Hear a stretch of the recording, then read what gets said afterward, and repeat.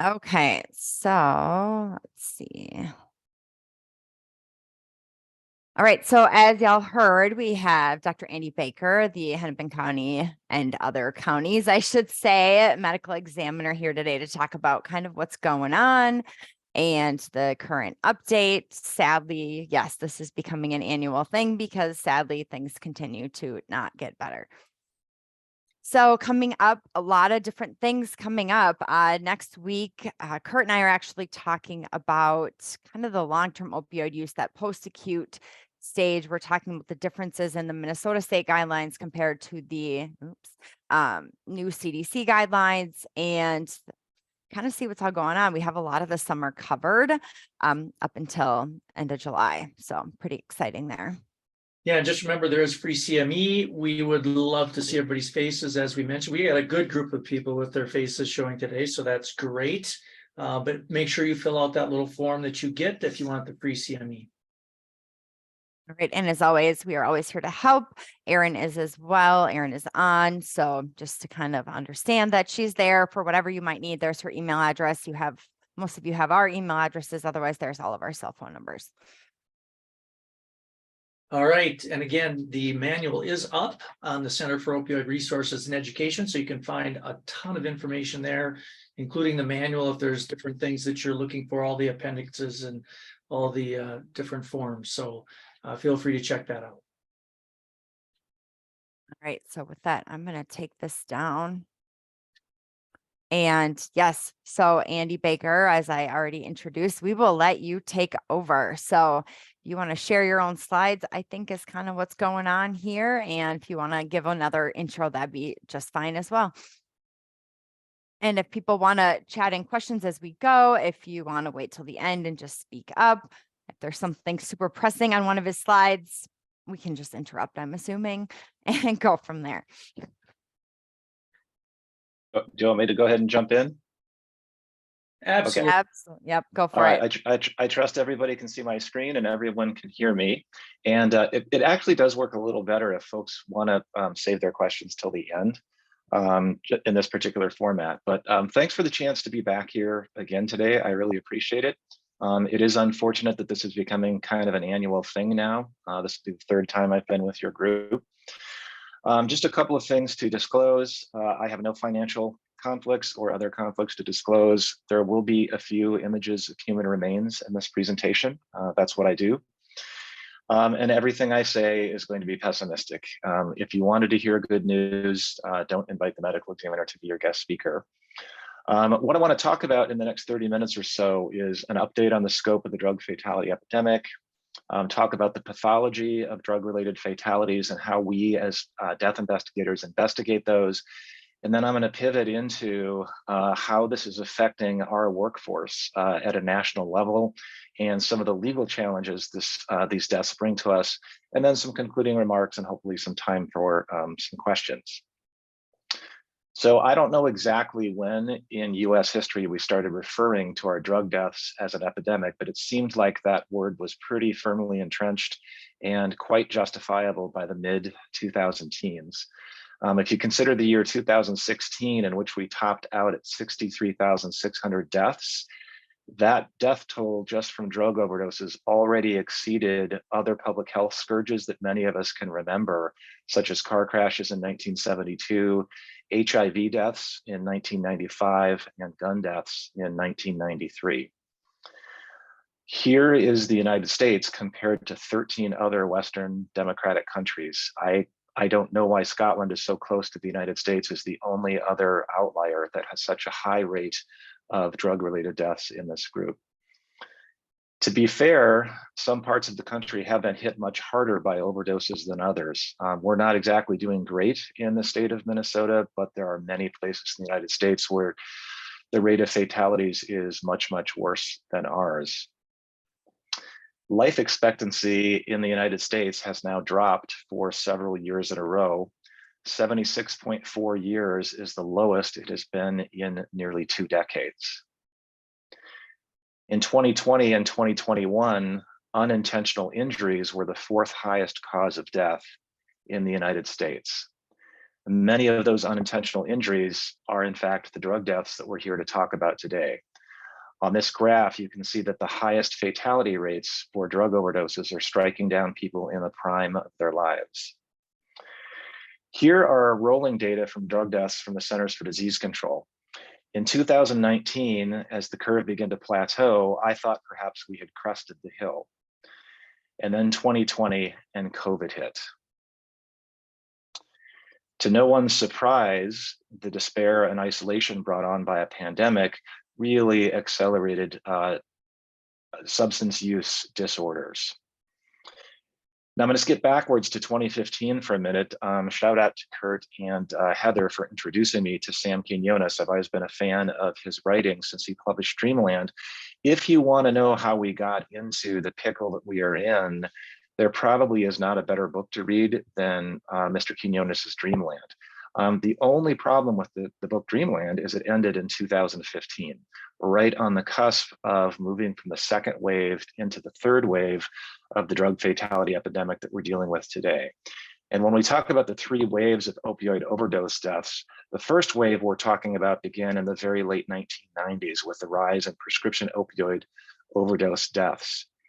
That transitioned around 2010 or 2011 to the market uptick in heroin overdose deaths, which is so well chronicled in Sam's book, Dreamland.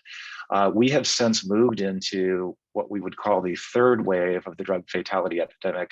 When we talk about other synthetic opioids, the vast majority of these, we're simply talking about fentanyl.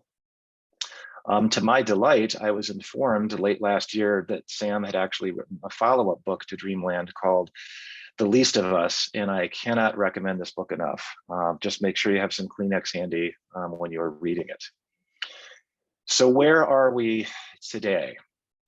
2022 topped out at topped more than 100,000 deaths for the second year in a row. After adjustments for delayed reporting, the predicted number of drug overdose deaths showed an increase of 0.5% from the 12 months ending in December 2021 to 12 months ending in December 2022. We are now at 109,680 drug-related deaths per year in the United States. To put that in a little context, if you add up the 932,000 Americans who had died since 1999 through 2020, add the 310,000 who have died from drug overdoses since then, that's more than 1.2 million deaths. For some context, as of last week, 1.1 million Americans had died of COVID. Again, when we talk about where we are today, pretty much everything we are talking about is going to be fentanyl-related deaths. Here at the statewide level in Minnesota and in the largest county I serve, which is Hennepin County, you can see that the trends have not been great. The last year for which Minnesota Department of Health has complete and published data, we had just shy of 1,000 drug-related fatalities. Here in the state, you can see our numbers in Hennepin County, the smaller bar, have continued to go up. Here's a really striking graphic. If you look at the year 2011, 10 years before I put this chart together, virtually all of our opioid-related fatalities involved something other than fentanyl, primarily heroin or prescription opioids. Look at the other end of this chart, 2021, 320 of our 340 opioid-related deaths just in my county involved fentanyl. I put together some preliminary numbers for my county board for an opioid briefing a month or two ago. We're just now closing the books on our 2022 data here in Hennepin County. Just for that one county alone, my office performed just over 11,000 autopsies in 2022. Of those 1,100 autopsies, 551 of them were for accidental drug and alcohol-related deaths. That is half of the caseload that my doctors are now dealing with are drug and alcohol-related deaths. The overwhelming majority of those involved at least one opioid, and of those, the overwhelming majority involved fentanyl. This is actually changing the way we now do our jobs and triage cases at the medical examiner's office because we have a limited number of staff.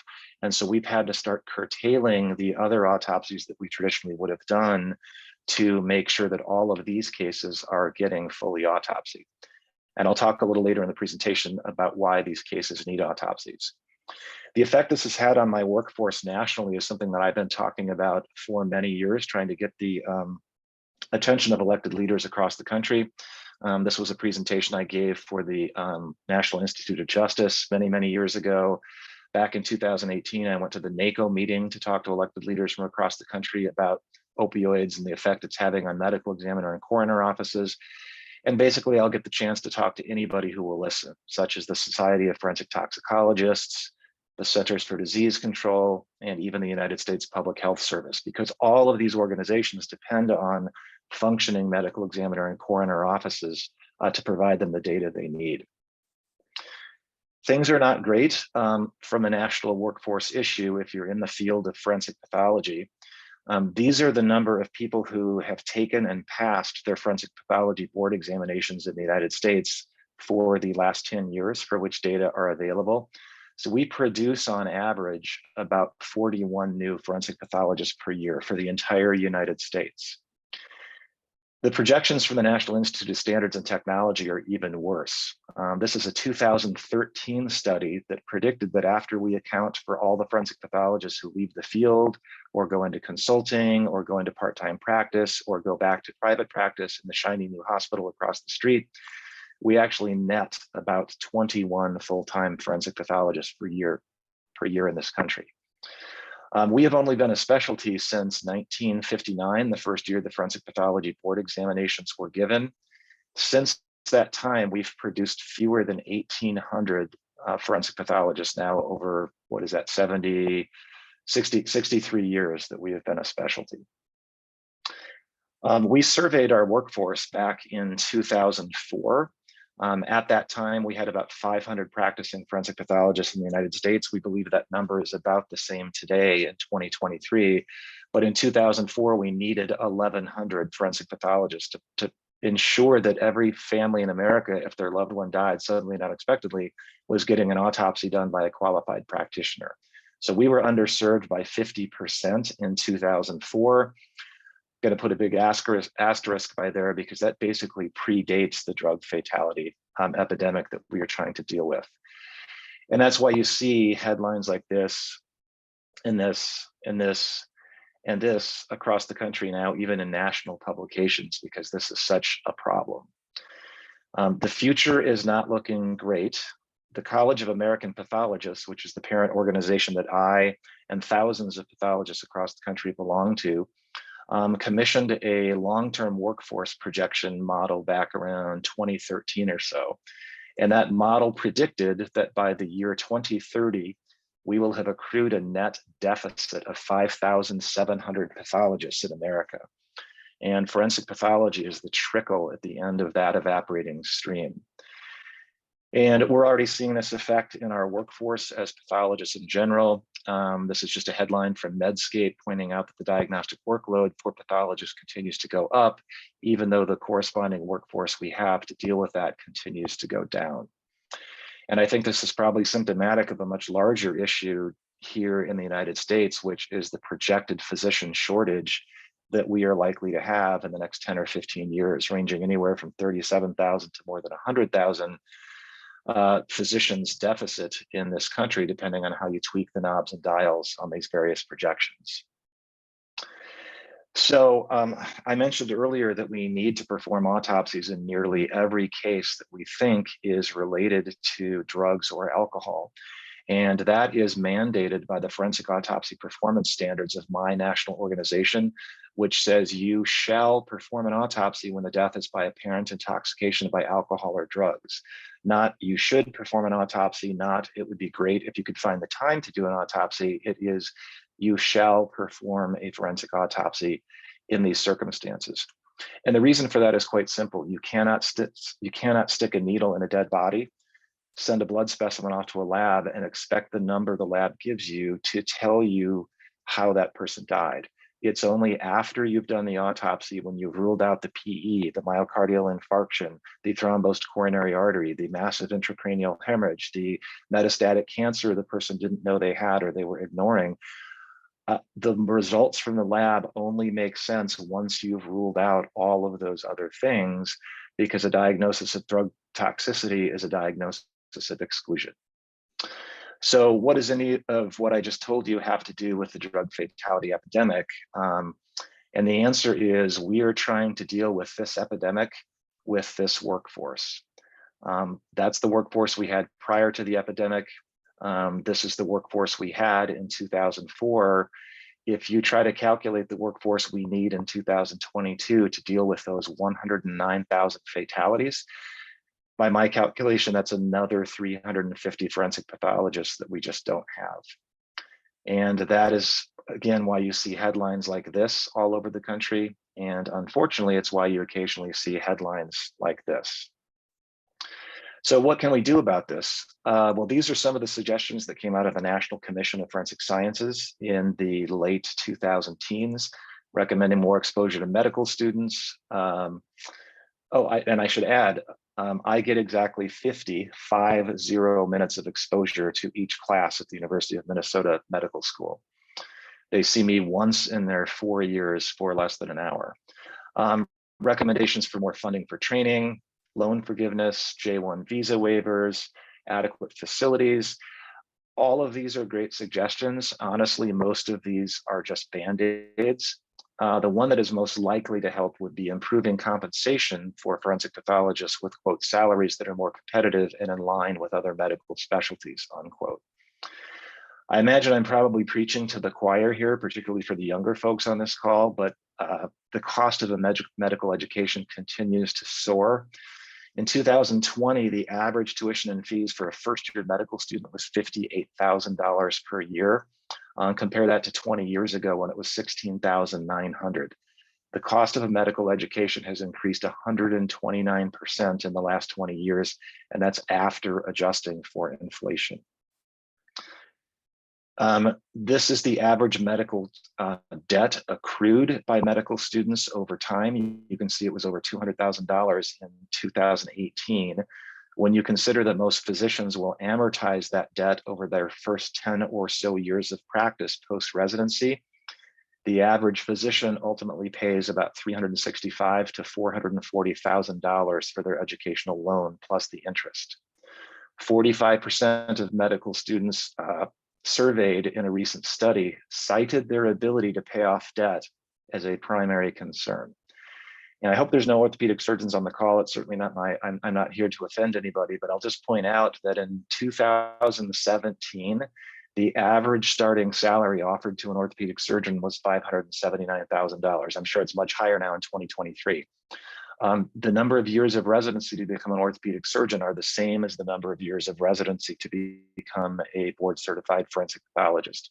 And obviously, as a county-based employee, I simply can't compete with salaries like this when I'm trying to get the attention of medical students or even residents to convince them to come into my specialty.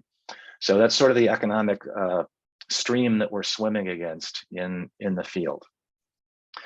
So back to how we investigate these drug-related fatalities. So I mentioned earlier that a complete autopsy is necessary. That's the official position of not only my organization, but also the American College of Medical Toxicology. Now, there are things we can see at an autopsy that will tip us off that this may be a drug-related fatality. Don't see a lot of track marks anymore, but sometimes we'll see fresh injection sites on the back of the hands. Sometimes we'll see fresh and healing needle punctures, such as in the antecubital fossa here. One thing that we typically see, and this will be a bit of a graphic photo, but we often see this foam cone erupting from the decedent's nose and mouth, both at the scene of death, as well as when we open the body bag the next morning to perform the autopsy. That foam cone that we see is really just, oh, sorry about that. That was a pre-recorded slide. Okay, good. The foam cone that you see is really just the external manifestation of the frothy fluid that's filling the decedent's lungs and their tracheobronchial tree. Though descriptions of this finding date back to Osler in 1880, the precise mechanism for this pulmonary edema in these opioid fatalities remains unknown. Another soft finding we sometimes see is cerebral edema, and we often see a distended urinary bladder as a side effect of these overdoses too. But these are all really pretty soft findings, that pulmonary edema, that urinary bladder, that cerebral edema. All of those have to be interpreted in the context of the other autopsy findings and ultimately what you get back from the lab. Now, some folks ask, well, couldn't you just do CT scans on all these decedents and then run toxicology? How often would you be right in getting the cause of death? And it turns out that study was done at another large medical examiner's office. And for a very select population, which is decedents under the age of 40, if you combine postmortem CT with toxicology results, you were still only right 86% of the time. I can't go into court if somebody's being prosecuted for selling drugs that killed somebody and tell the prosecutor I'm 86% confident that this death is a drug-related fatality. So probably not good enough for many of our cases. Our national standards also indicate that the toxicology panel needs to be comprehensive. This is far more exhaustive than the urine drug screens many of you are probably used to working with in your emergency rooms. We have to do full-on blood quantitation, usually by liquid chromatography, gas chromatography, and mass spec of a huge panel of substances, including not only opioids, but benzodiazepines, depressants, stimulants, etc. And then the last thing we need to do as we investigate every one of these deaths is properly interpret the postmortem concentrations. And again, you can only interpret those in the context of the medical history, the scene investigation, and those autopsy findings. I usually divide the interpretation of these cases into what I call the easy cases and the hard cases. The easy cases tend to be in individuals that are younger. And by the way, I don't mean these are emotionally easy cases, because honestly, I am very, very tired of calling the parents of 20-somethings and telling them their child died of fentanyl toxicity. But what I mean by when these cases are easy is these individuals don't have any competing natural diseases. At their autopsy, you typically have drug paraphernalia at the scene. What you find in their toxicology testing are things that have no business being in that person's blood, and they're not on any prescription medications, and they don't have any diseases. The hard cases tend to be older individuals who are on prescription opioids. In the toxicology results, you find their expected opioids, and they also have many competing diseases. So what makes these cases hard to sort out? Well, we have to figure out the interaction of their natural diseases and their drugs to answer the big question, which is, did they actually die from the drugs, or did they simply die of their natural disease with their drugs in their system? That requires reconciling their prescriptions with the scene findings. We have to account for a phenomenon known as post-mortem redistribution, which if there's time during the Q&A, we can certainly get into what that means. But the reality is there are no great ranges for what is a quote normal amount of drug to have in your blood post-mortem and what is fatal, because there's so much overlap due to tolerance. And tolerance is something we cannot assess at autopsy. We can only assess tolerance by proxy through the patient's history, what we get from their family. If it's prescription opioids, we can at least go into the Minnesota PMP because we as medical examiners have access to that. And sometimes we can at least see what the person was being prescribed. Another wrench in all of this is it seems like there's always some new kid on the block. We got hit with carfentanil back in 2017 in the Twin Cities, had a rash of 11 overdose deaths with that over the course of, I want to say it was about 2 weeks. There was a time when we were seeing all sorts of fentanyl analogs hitting the streets. This is fentanyl in the upper left. This is just many of the various analogs represented in this particular publication here. We're not really seeing much in the way of fentanyl analogs anymore. We're still seeing a little bit of acetyl fentanyl, but for the most part, the clandestine labs seem to have reverted back to creating pure fentanyl and putting that on the streets. As I mentioned at the beginning of this presentation, I'd talk about a few of the legal challenges. Because some of these cases are now getting prosecuted, that adds many additional layers of complexity for us at the medical examiner's office, ranging from chain of custody to preparing for depositions to being prepared to testify in court. Here's just many examples from recent publications showing that it's not uncommon anymore for drug deaths to get prosecuted. And there's really no walk of life that's immune to this. There is no age group that is immune to this epidemic, nor any profession for that matter, because I've been involved in cases that even include physicians being charged, in rare instances even criminally, for their opioid prescribing habits and their patients' deaths. Here's a pretty typical example of what we get back from one of our drug-related fatalities. These are the toxicology results from our lab. You can see this person has a mixture of ethanol, methamphetamine, cocaine, and fentanyl in their system. And for example, if the person who sold this decedent the fentanyl that was involved here is going to be prosecuted, I'm going to get asked, doctor, but for the fentanyl, would this person have died? And the honest answer to that is it's really close to impossible to sort that out. And that realization has resulted in the reversal of some drug convictions, because it's really difficult to say when somebody has a mixed drug fatality, which drugs are responsible, but for which drug would this person still be alive? And that's the norm, not the exception in our line of work. This may be a little bit difficult to read on your screens, but this is a screenshot of the monthly report my office puts out to any interested partner detailing every drug fatality we've dealt with. And on this particular screenshot of all the decedents you see listed here, only one died of a mono intoxication from fentanyl. Every other one of these deaths is a combination of drugs, typically fentanyl, but with other things mixed in. So can we really sort these cases out, these mixed drug fatalities?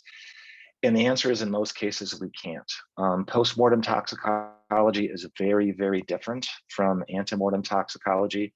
The equations that you all learned in medical school and pharmacy school and nursing school that we use in living people to calculate things like blood concentrations following a given dose, all of those equations break down after death. And you can't equate postmortem concentrations to antemortem concentrations. And as I mentioned earlier, we also have an issue that we have to deal with known as postmortem redistribution. When you have no enzymes active in your dead body, when cell membranes start to break down into decedent, the things that sequester drugs in different tissues and organs aren't there anymore, and drugs will start to move along concentration gradients from organs back into the blood, or sometimes the opposite direction. So just a couple of concluding thoughts. And those of you who were on previous calls heard this exact same thing before, but the scale of this epidemic has converted my profession's chronic workforce shortage into an acute crisis. I don't have any good solutions for this. If the world were perfect, we would have more comprehensive, faster, cheaper toxicology testing. We'd have the practitioners we needed to handle the caseload, and we would have units of government willing to compete for the talent that we need. If we don't do anything, it's going to continue to impact public safety and the criminal justice system.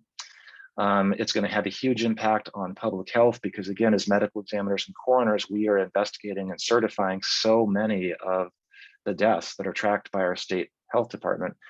And the people it affects the most, and the people that I feel the most for, are the families of the decedents that we serve. And the last thing you ever want to see in your jurisdiction is a headline like this: families suffer due to medical examiner shortage. You've got families waiting for months for an autopsy report. You have families that wish they had an autopsy report in a case where an autopsy simply couldn't be done because the medical examiner and coroner system couldn't keep up. As I come to a close, I think it was probably Heather that had asked me to address just a little bit about the current new kid on the block, and that is xylazine. We are now seeing xylazine contaminating our drug supply, particularly fentanyl. Just a couple of comments about xylazine. It's a non-opioid veterinary tranquilizer. It has a lot of different names on the street, including tranq. It is a CNS depressant, and it's often added to illicit opioids, including fentanyl. Very important for you all to know that it would not be picked up on a typical hospital drug screen. It would be something you would have to send out to a specialty lab. I was very surprised to see this statistic. I think it came out of NIDA. 19% of all drug overdose deaths in Maryland in 2021 included xylazine. We have not seen a lot yet in my office. Out of 585 drug and alcohol related deaths that we saw in 2022, only 21 of them included xylazine. But that is twice as many as we saw in 2021. So the trend is definitely not great. Our lab does pick up xylazine and quantifies it for us routinely. So I know we're not missing any cases at least at the Hennepin County ME's office. For the clinicians on the call, it's important to know about xylazine because it's not an opioid, so naloxone is not going to address the impact of xylazine on a patient's breathing. I don't have a lot more to say about xylazine, but there was quite a long piece on it in the New York Times not too long ago that you might want to look up. Includes some very graphic images in there. Here's a recent publication from the New England Journal of Medicine showing some of the skin and soft tissue complications from injections involving xylazine. So with that, it looks like I'm at exactly the 30-minute mark. At this point, I would be more than happy to take any questions. I'm going to go ahead and stop the screen share. I'm just going to comment real quickly, Andy. You know, it's funny. I had a patient, and I think we often wonder how hard is it to get this stuff. He was actually ordering xylazine from China in kilogram packages, and he was using it himself. He wasn't using opioids at the time, but he loved benzos, and so he started using xylazine. And in fact, I just had a lady who was also ordering from China teneptine, and I don't know if you've seen a lot of that yet, but that was kind of an interesting one as well. But went right on the dark web and ordered it right to the wow. I'm friends with many of the veterinary pathologists at the University of Minnesota. We've actually collaborated on some cases over the years, and I was having lunch with them and telling them that xylazine is now contaminating our drug supply, and they were just aghast at this. I mean, to them, it's just a routine drug they use all the time in their practice, but they couldn't believe that it was contaminating the drug supply for people. So Andy, you talked about, obviously the shortage, and, you showed the families that aren't able to get that, that autopsy done. What is the typical turnaround time then? If you have this, and I'm assuming there's different variables that play in there, but what's a typical turnaround time if you do have a loved one that does have an overdose death? So the rate limiting step in the majority of cases is going to be us getting the results back from our lab. We use a reference lab in Pennsylvania. I'd say probably 50% of the medical examiners and coroners in the US use this lab. And it's a fantastic lab. But like everyone, they've had supply chain issues and they've had personnel issues. So ideally, their turnaround time for a comprehensive panel that includes pretty much everything is 2 weeks, but that has varied up to as long as 5 or 6 weeks, just depending on how busy they are, what their staffing level is, their ability to get supplies, et cetera. So we typically tell families it could easily be 4 to 6 weeks. And then if we over deliver and get it back to them in 2 or 3 weeks, that's great. Yes. There's a question in the chat about how long after death can substances be detected. They're talking about a case where the family didn't want a post, but the physician did. So the patient actually sat in the morgue for weeks. Can the ME still evaluate that patient, or is it too late? Is there a timeline? For the autopsy in general, or for toxicology specifically? I guess the toxicology. Yeah. So as a general rule, as a function of time, the post-mortem distribution is going to get worse the longer you wait to draw the specimen. But it's very, very drug specific. So for example, some drugs like alcohol, for example, are quite stable until the body starts to decompose. It doesn't really matter if you draw the specimen a day after the death or a week after the death in the refrigerated body. Fentanyl is notorious for postmortem redistribution. So the longer that you wait to draw that specimen, the more cautiously you have to interpret the number you get back, because it may be considerably elevated compared to what it would have been had you been able to draw it on day one. So it's very, very drug specific. But in terms of detecting the drugs, a delay is not going to be a problem for the lab because their testing is so sensitive. And there's very few drugs that go away or go down as a function of time post-mortem. Dana, did you want to unmute and ask your question? Sure, thank you. I think we've got one of the best,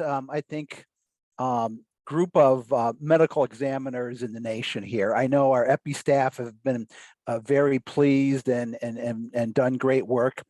And I know there are models around the the US, and I'm not saying we need to emulate those, but some have county level, some have district level, some have different systems. And I'm just wondering about the sustainability, as you mentioned, you know, although you're a county employee, you do, and your office does, you know, exams for several counties. And I almost think about the medical examiner system like a state asset. If not that I want you to be a state employee, because there's problems with that, but you know, when we think about our poison control, when we think about 988, and there are challenges with some things, but I'm wondering if you're aware of any other system where we try to elevate, provide sustainability in a different way than we currently have. So I just kind of want to raise that question. Not that we're always going to have an $18 billion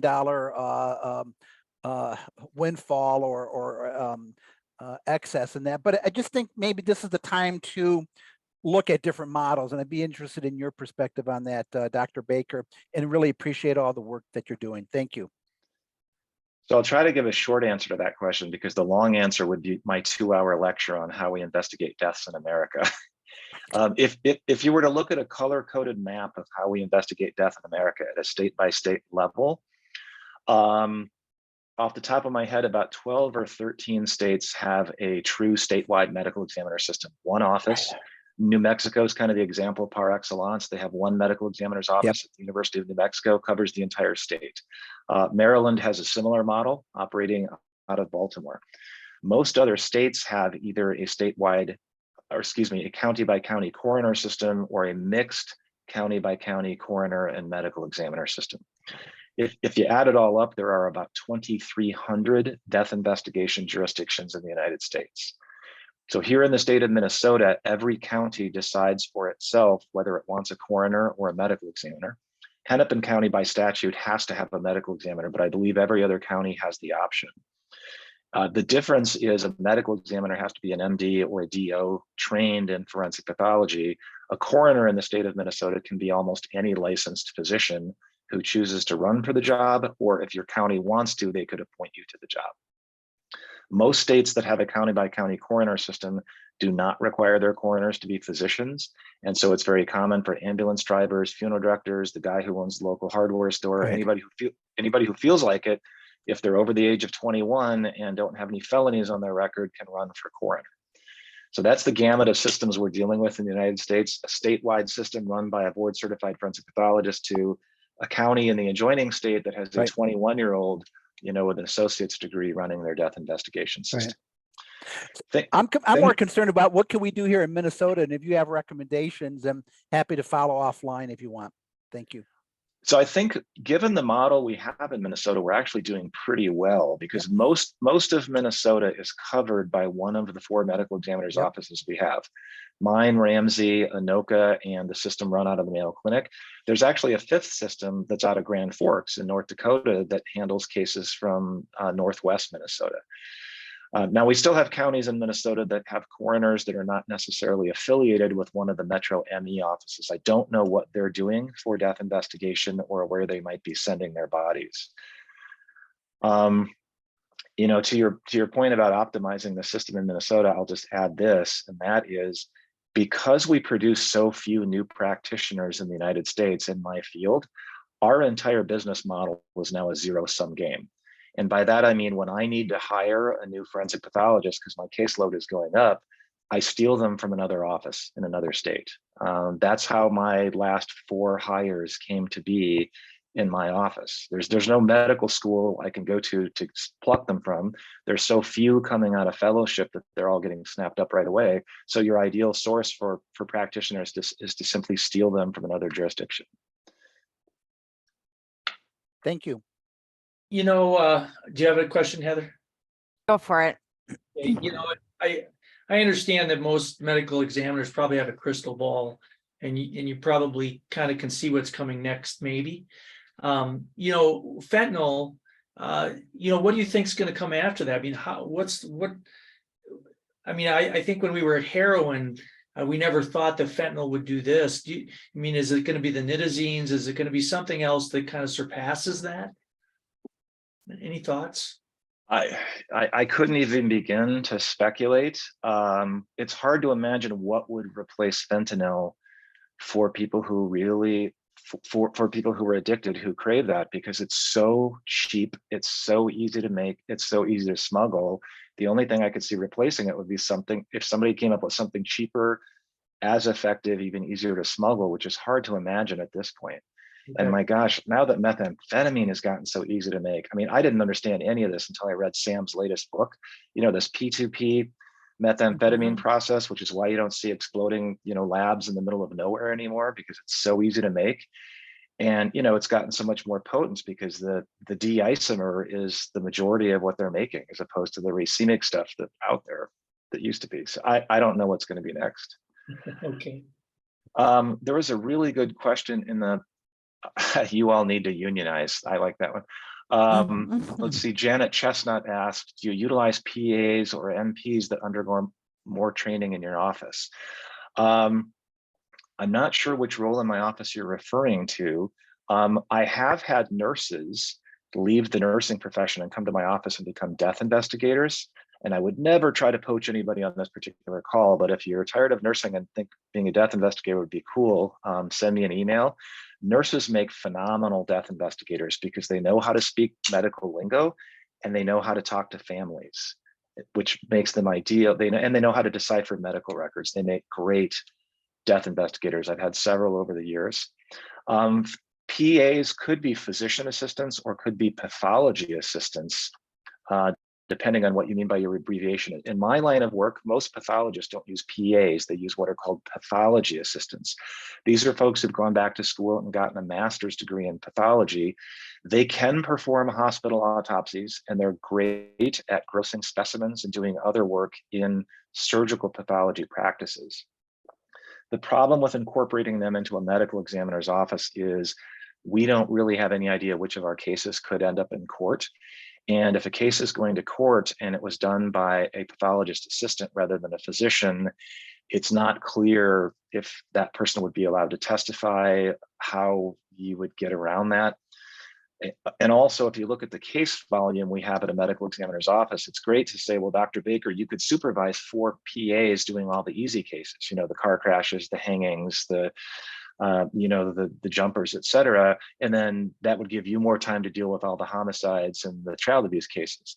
Well, your practice would not be very much fun if you spent all day doing the most difficult cases and farmed out the quote unquote easy cases to someone else who you're still responsible for supervising.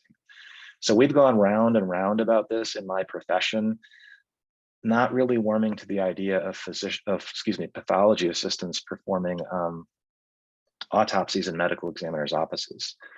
What book are you referring to about meth manufacturing? So that's Sam Quinonez's latest book called The Least of Us. The Least of Us. You can get it at any good bookstore or online, and it goes into quite a bit of detail about the change and how methamphetamine is manufactured and how it's smuggled into the United States. And then somebody asked, what's my contact info? Standard county address, andrew.baker@hennepin.us. So there was a question about the report that interested parties can get from your office that shows the toxicology results. Can anyone request that report you showed with like what, the acute fentanyl toxicity versus the mixed drug? Yes, anyone can get that report because everything in that report is public data under Minnesota state law. So if you would like to be added to the mailing list for that report and receive it every month, just shoot me an email, again, andrew.baker@hennepin.us, and we will add you to the mailing list. Keep in mind, it only covers deaths in Hennepin, Dakota, and Scott counties, which by population is about 1/3 of the state of Minnesota. And one of the reasons we put that report is we really want our clinical colleagues, our ambulance crews, poison control, public health, law enforcement, we want everybody to have as much as possible a real-time snapshot of what we're seeing in the blood of our decedents so that you know what's new, you know what's prevalent, you know what's trending. Do you, you must have a backlog all the time. Do you ever have a day where you walk out of the office and you're caught up? Oh, just like everyone on this call, happens all the time. I leave early because I can't think of anything to do. No, I'm joking, but we're very fortunate in my office in that we are adequately staffed. I have the number of physicians I need to get our work done. I have the investigators I need. I have the autopsy techs. Part of that is because I get really, really good support from county government. And part of that, and Kurt, I think you and Heather are aware of this, is we built a brand new medical examiner's office in Hennepin County. We've only been online for about 16 months. It is the most aesthetic, beautiful, technologically gifted and trauma-informed medical examiner office in the United States. It's why I have been able to poach physicians from other places, because I can put you in the nicest medical examiner's facility probably in the world if you want to come to Minnetonka and work. Wow. Good recruitment strategy Yeah. for all It is. 5 pathologists that come out doing what you do. So another question, like it says you shall do these autopsies. How often do you get a family or a loved one that just says, we don't want you to? Because I mean, that happens, which is probably super frustrating, especially data wise for data people. But how often do you get that? So that is a great question.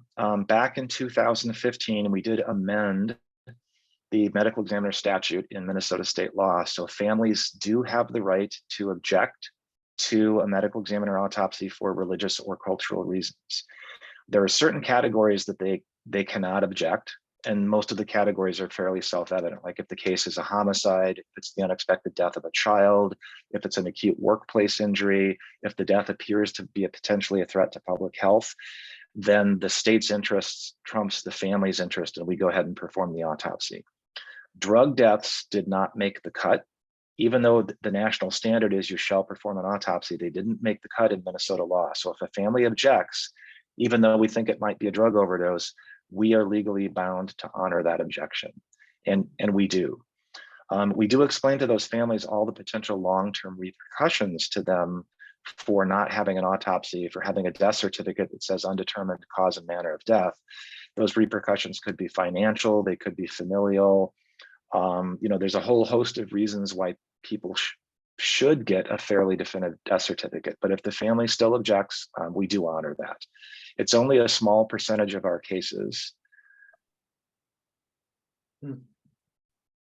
Any specific trends? So I sit on the Minnesota Morbidity Mortality Review Committee for all the maternal deaths, which now has a subset on violent deaths, which also include overdose deaths. So basically every patient we review has died either by murder or an overdose death. Do you see trends? Like you're seeing an uptick in pregnant women, an uptick in recently postpartum, an uptick in any, and I get that you're only certain counties in our state, but have you seen any trends in general? In that particular subset of the population, pregnant women or recently pregnant women, no trends come to mind. I don't monitor those data as closely as I could for the simple reason that one of my assistant medical examiners actually sits on that committee at MDH. So he would be more conversant. I'm sure if we were seeing any trends, he would immediately point them out to me. But I am pleased that my office is represented. Oh, somebody said Lauren. It is Lauren. Yeah, Dr. Lauren Jackson is one of my partners, and he's been on that committee for, gosh, years now. So since the beginning, yeah. I think that's one of the most fascinating things we see, though, is what you alluded to, is that there is no level that, like you want to look at this whole case and in that committee and be like, oh my gosh, look at this fentanyl level. Obviously it's this. And he just shuts you down every time. And it's, you just want to have the easy answer.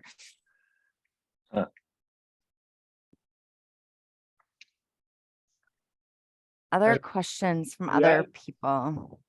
It's interesting, Andy, that when I look at patient mix now, I mean, we see a lot of patients who used heroin over the years have been on Suboxone a long time.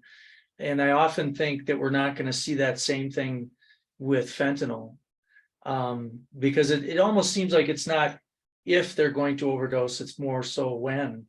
Kurt, It's so prescient that you brought that up, because it reminds me of something Sam said when he was your guest on this Echo call, I don't know, 6-8 months ago, and you guys let me join that one. But when Sam said, you know, he's known people who've been using heroin for decades, using heroin safely, quote unquote. And he said, but when you are using fentanyl, there's no such thing as a long-term fentanyl user. It only ends one of two ways. You either go into treatment or you die. There's no such, and gosh, that just feels so true. Yeah, it's just funny because I saw somebody who was, you know, using fentanyl today who is 62. And I thought, wow, I've just not seen that. You know, it's just not been the standard. And he's been using it for probably 7-8 years, you know, since it's, Wow. you know, and I'm surprised that with all the other drugs he was using that he still was doing okay. And he's in treatment, right? And he's doing great. But I just think that we're going to see a real shift in the addiction clinics because so many of these fentanyl patients just don't make it to us, right? They just don't. So not like heroin. So any other questions or thoughts before we let Dr. Baker go? Again, always interesting and always kind of scary.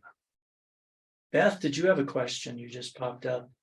No, just a kind of a comment with regard to what was just said also. And, you know, Jan Hoffman pointed out, I think was interesting, and we talk about, and that we don't see fentanyl going away and actually just plain fentanyl being more common again. That I wonder about the adulterants and the additives and things that tend to change, like xylazine now, but there are others that come and go. And that's one of the things I wonder how we're able to track those and the contribution to fatalities that some of those cause. Yeah. The other thing, a shameless plug, and I'll ask Dana to speak up if you have other information, but with regard to drug testing, another option is anybody who is affiliated with or has contact with emergency departments in Minnesota. There is a surveillance project already started in 2017, the Minnesota Drug Overdose and Substance Use Surveillance Activity, MNDOSA. So patients who come to an emergency department for acute drug toxicity or withdrawal, then they can be entered into this surveillance project if it's set up in that hospital. And that would be available to any hospital in Minnesota to track that. And one of the things that provides then, you know, do we in our emergency department in Duluth need to check for xylazine on every patient we see? Probably not.